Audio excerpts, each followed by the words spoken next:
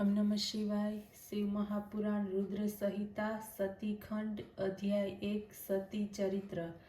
नारदे पूछ्યું, પિતાજી, ભગવાન શંકરની કૃપાથી આપે સર્વ વાત સંભળાવી, હવે આપ મને એ વાત કહો કે જે જીતેન્દ્રિય સદાશિવ પરમ શ્રેષ્ઠ સ્ત્રીની સાથે વિવાહ કરીને કેવી રીતે ગૃહસ્થ થયા।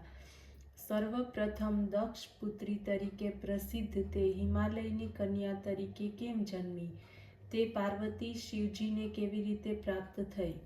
સૂત પુરાણીજી કહેવા લાગ્યા, નારદના આ પ્રમાણેના વચનો સાંભળી બ્રહ્માએ કહ્યું કે હે મુનિ શ્રેષ્ઠ, હું તમને સુફળ આપનારી આ કથા કહી સંભળાવું છું, તે સાંભળો। બ્રહ્મા કહેવા લાગ્યા, મારે એક પુત્રી હતી, તેનું નામ સંધ્યા હતું। હું તેનામાં કામ મોહિત થયો। રુદ્રે મને મારા ધર્મનું સ્મરણ કરાવ્યું, મને મારા પુત્રોને તેમણે ધિક્કાર્યા। પછી તે તો કૈલાસ ચાલ્યા ગયા। મેં મૂર્ખાઈ કરી તેમની સાથે વેર બાંધ્યું। મેં અને મારા પુત્રોએ તેને મોહિત કરવાનો પ્રયત્ન કર્યો। મારા પ્રયત્નો નિષ્ફળ ગયા। ત્યારે હું નિરાશ થયો। પછી શિવ ભક્ત વિષ્ણુએ મને સમજાવ્યો। મેં ઈચ્છા છોડી દીધી, પરંતુ હઠ ન છોડી। ફરીથી રુદ્રને મોહિત કરવાને માટે શક્તિનું સેવન કર્યું અને મેં પોતાના પુત્ર દક્ષની અસિકની વારિણીમાં સતીને ઉત્પન્ન કરાવી। તે દક્ષ સુતા સતી ઉમા કઠિન તપ કરીને રુદ્રની સ્ત્રી થઈ। ત્યારે સંતાનની ઈચ્છાવાળા રુદ્ર મોહિત થઈને રમણ કરવા લાગ્યા। રુદ્રની સાથે ગૃહસ્થાશ્રમમાં કેટલોક સમય પસાર થઈ ગયો। શિવજીની માયાથી દક્ષને ગર્ભ ઉત્પન્ન થયો।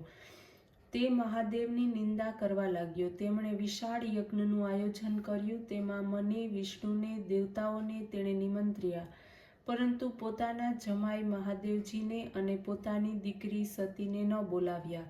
છતાં સતી તો પિતાને ત્યાં ગઈ। તેમણે પતિનો ભાગ ન જોયો। પિતા વડે અપમાનને પામેલ સતીએ સર્વની નિંદા કરી, પોતાના શરીરનો ત્યાગ કર્યો। આ સાંભળી શિવે ઘણો ક્રોધ કરી જટા ઉખાડી નાખી વીરભદ્રને ઉત્પન્ન કર્યો। વીરભદ્રને શિવે દક્ષના તથા દેવોનો યજ્ઞનો નાશ કરવાની આજ્ઞા આપી। વિષ્ણુએ પ્રયત્નપૂર્વક જીતી લઈ દક્ષનું મસ્તક કાપી નાખ્યું તથા તે અગ્નિમાં હોમી દીધું। મહા ઉપદ્રવ કરતા તેઓ દક્ષ યજ્ઞનો ધ્વંસ કરી કૈલાસ ઉપર આવ્યા। દેવોના દેખતા જ રુદ્ર અનુસર વીરભદ્રાદિકે યજ્ઞનો ધ્વંસ કર્યો। ત્યારે બાજુ અશાંતિ ઉત્પન્ન થઈ। લોકો દીન વત્સલ બની પ્રાર્થના કરવા લાગ્યા।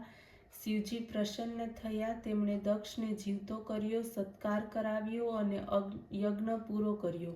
સતીના દેહથી ઉત્પન્ન થયેલ જ્વાળા પર્વત ઉપર જઈ પડી। તે જ્વાળામુખી બનીને પૂજિત થઈ। સંપૂર્ણ કામનાના ફળની ઈચ્છાથી લોકો તેને પૂજે છે। તે જે હિમાલયને ત્યાં જન્મ્યા તેમને લોકો પાર્વતી કહેવા લાગ્યા। પર્વતની પુત્રી, તેથી પાર્વતી તેનું નામ પડ્યું। તેમણે કઠિન તપસ્યા કરી શંભુને પ્રાપ્ત કર્યા। જે માણસ આ કથાને સાંભળે છે તેના સર્વ પાપો નાશ પામે છે। ઓમ નમઃ શિવાય।